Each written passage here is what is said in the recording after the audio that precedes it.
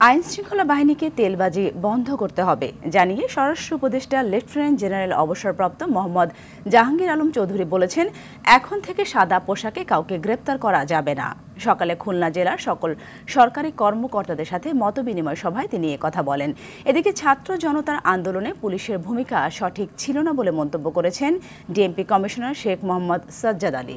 রাজধানীর মিন্টো রোডে DMP media সেন্টারে সাংবাদিকদের সঙ্গে মতবিনিময়কালে তিনি কথা বলেন। ইফতেসামুল গনির রিপোর্ট। ছাত্র জনতার গণ অভ্যুত্থানের পর প্রশ্নবিদ্ধ অবস্থানে ছিল পুলিশ বাহিনী। এর পিছনে অন্যতম কারণ দৃষ্টিকটুভাবে পুলিশ বাহিনীকে বিগত রাজনৈতিক নেতারা ব্যবহার করেছে। শহীদ হয়েছেন এবং আহত হয়েছেন তাদের সকলের প্রতি আমি সমবেদনা জানাই।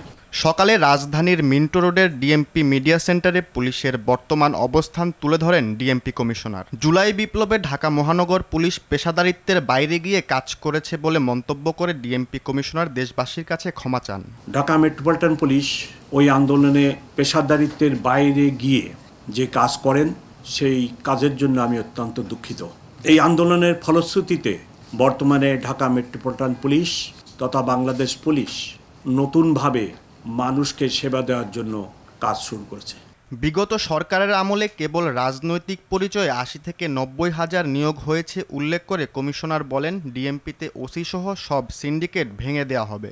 গত ১৫ বছরে আমরা রাফলি যদি আপনারা হিসাব করেন ২ লক্ষ পুলিশ যদি হয় ২,২০,০০০ আমাদের কিন্তু সিভিল স্টাফ আছে বাদ দিয়ে যদি ২ লক্ষ পুলিশ অফিসার হয় তার ভিতরে ৮০ থেকে ৯০ হাজার এরূপ ভাবে। এদিকে খুলনায় জেলা শিল্পকলা একাডেমি আইন শৃঙ্খলা বাহিনীর সঙ্গে মতবিনিময় সভা করেন স্বরাষ্ট্র উপদেষ্টা জাহাঙ্গীর আলম চৌধুরী।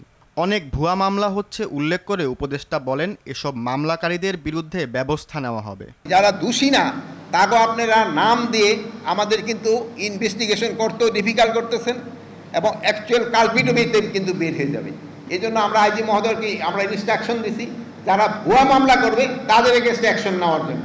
আইন শৃঙ্খলা বাহিনীকে তেলবাজি বন্ধ করতে হবে জানিয়ে স্বরাষ্ট্র উপদেষ্টা বলেছেন, এখন থেকে সাদা পোশাকে কাউকে গ্রেপ্তার করা যাবে না। এ সময় কোনো রাজনৈতিক দলকে বাড়তি সুযোগ না দিতেও আইন শৃঙ্খলা বাহিনীকে নির্দেশ দেন স্বরাষ্ট্র উপদেষ্টা। সিভিল ড্রেসে কাউকে অ্যারেস্ট করা চলবে না। ইফতেসামুল গনি, RTV, ঢাকা।